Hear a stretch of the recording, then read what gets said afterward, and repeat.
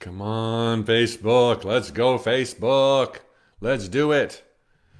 Oh, what is wrong with Facebook lately? Okay, I'm live on Facebook. Now I'm going live on Instagram. Jumbo, fellow adventurers. I missed you yesterday if you watched on Facebook or you tried to watch on Facebook. There's been some Facebook issues, but we've got through today. So we're ready to have a live tune-up. Now Instagram is blinking out. Hey, Instagram, welcome back. Glad you're here. Thanks for the waves. Okay, every morning, Monday through Friday, I do a spiritual tune-up, answering your questions about the nature of reality and taking lofty spiritual concepts and bringing them down to earth. I totally believe life is the ultimate knowable. And if you think otherwise, you're giving your power away. Okay, suddenly there's maybes and what ifs, and that depends. It's like, no, it's absolute. You're a creator. You're of God. So today's question, super cool. By the way, if you're watching on Facebook or Instagram, post your questions below. This is where I get my talking points, and interact, share. It makes all the difference as far as circulating this content. Today's question, Mike, if we choose when we come here, who we will be, our parents, etc., even though we don't remember, could this be extrapolated to mean that we also choose when we leave? Do we choose when we die? Yes, but not in the way that you suspect. It is never done at a conscious level.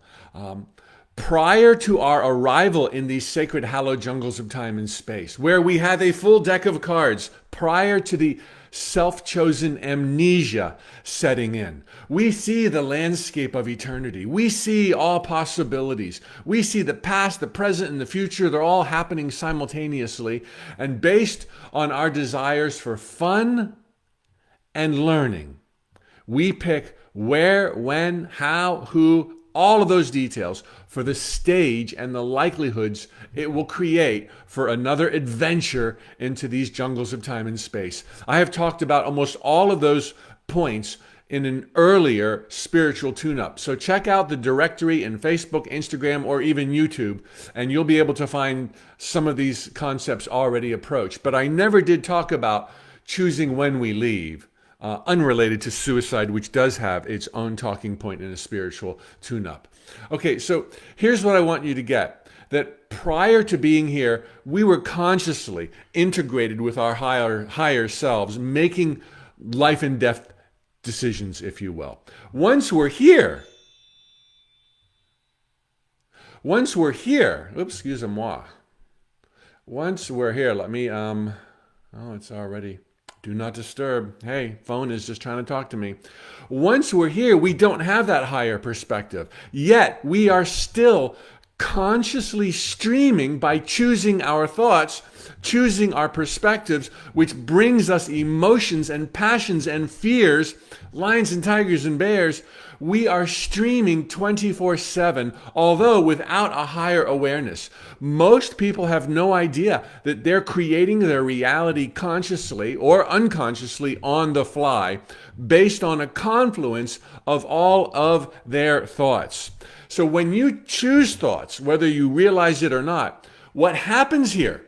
They pour through your mind, and then through the magic of life, through metaphysical principles, through divine mind, they're all processed and weighed with your other thoughts, fears, beliefs, intuition, etc. And the shortest, quickest path for their physical emergence in time and space is plotted, all without you knowing. This is why we talk about the power of positive thinking.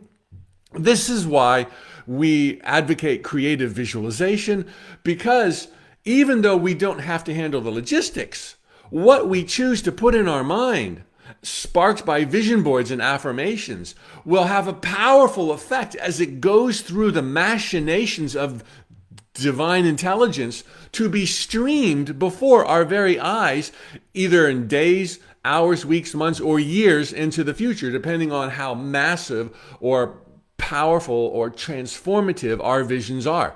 So, in that sense, we are consciously choosing our experience all the time because we're consciously or unconsciously choosing our thoughts at a street level. When I say conscious, I mean at a street level, as opposed to higher self level. We are taking all this stuff in and processing it in our own minds, and then it blends with divine mind to create a mirror of what we've been thinking about. So now, let's add another dimension here. We all chose to come here, as I said, for two reasons: fun or learning. No exceptions.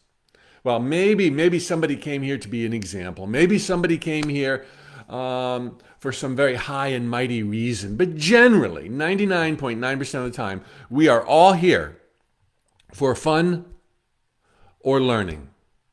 Okay? Now, that is our operating system, if you will, for everyone, fun and learning. Even people who came here for loftier reasons, to be an example, to be a model, to be a light.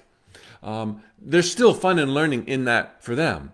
So the operating system for all of us, is fun and learning. That's the operating system for divine intelligence. Okay, this is God's operating system.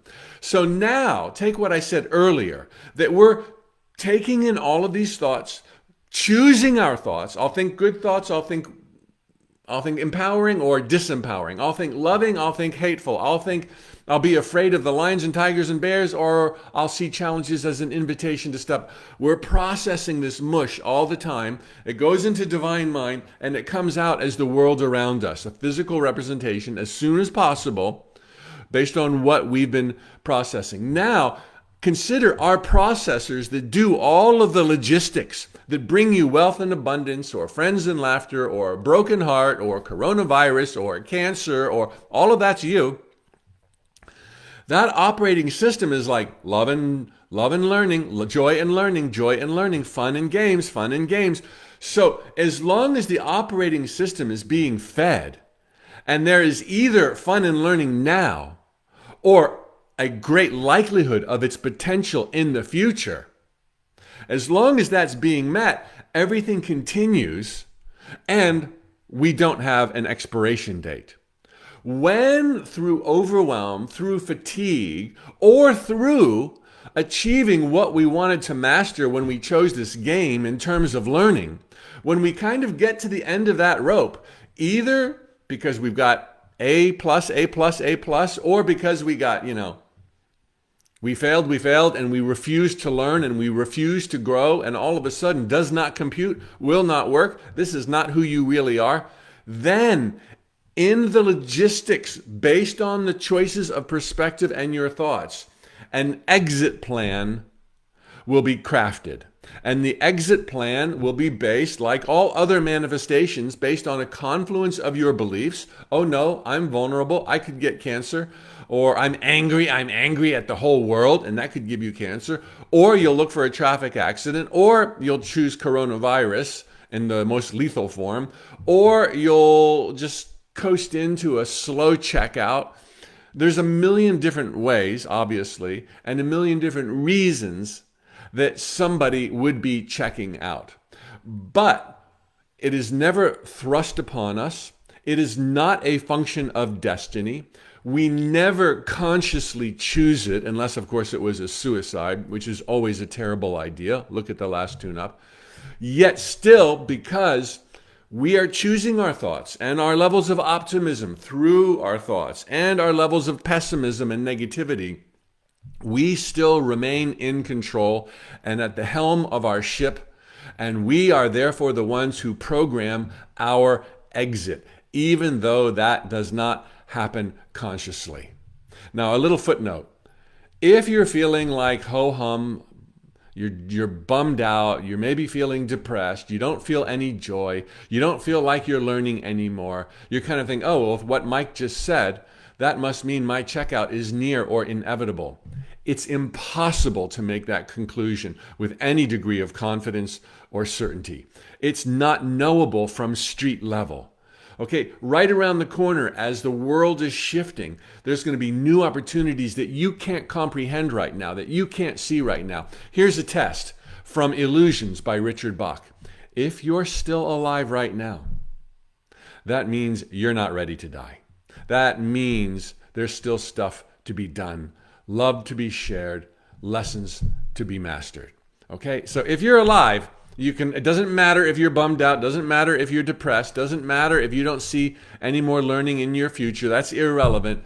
There's still stuff looming on the horizon that's going to put a smile on your face, that's going to change everything, even though now you can't see it. So don't even think about that. Just be here now. Follow your heart to the best of your ability. Go down paths, knock on doors, turn over stones, ask new questions.